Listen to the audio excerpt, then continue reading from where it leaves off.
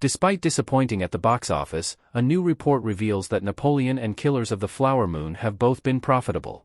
Marking two very expensive Apple original movies, both Napoleon and Killers of the Flower Moon are epic historical productions hailing from acclaimed filmmakers.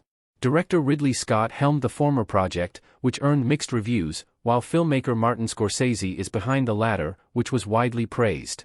Both movies, however, were disappointments at the box office, earning only $221 million and $156.4 million, respectively. A new report from Variety reveals that Napoleon and Killers of the Flower Moon did actually end up turning profits due to ancillary revenue sources. Although they weren't big draws at the box office, both have been performing well on VOD. Both made it into the top 10 list of highest-grossing movies on the Apple App Store, with Killers of the Flower Moon holding the #1 spot for nearly a month.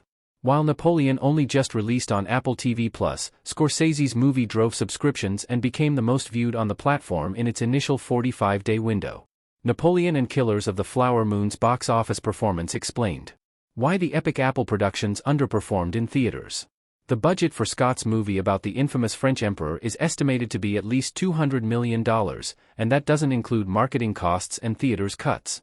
Despite a bold performance from Joaquin Phoenix, Napoleon's reviews were mixed from the jump, and it's clear that the movie didn't really resonate with audiences. As can be inferred from the data in the chart below, Napoleon probably didn't have the word of mouth to help it at theaters. It's a bit of a different story for Killers of the Flower Moon, which was deemed a masterpiece in some early reviews, and hailed for its performances by Leonardo DiCaprio, Robert De Niro, and Lily Gladstone. The movie beats Napoleon's scores on Rotten Tomatoes, Metacritic, and IMDb, and yet it falls far short of Scott's movie at the box office.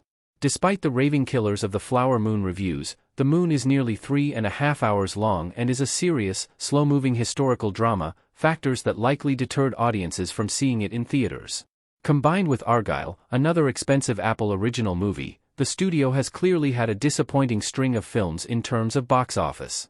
As evidenced by the most recent report, however, box office isn't everything, and these films continue to have value on VOD platforms and as residents on Apple TV+. While Napoleon and Killers of the Flower Moon have crawled into profitability, Argylle and its $92.4 million box office means that the Matthew Vaughn actioner is unlikely to enjoy the same fate.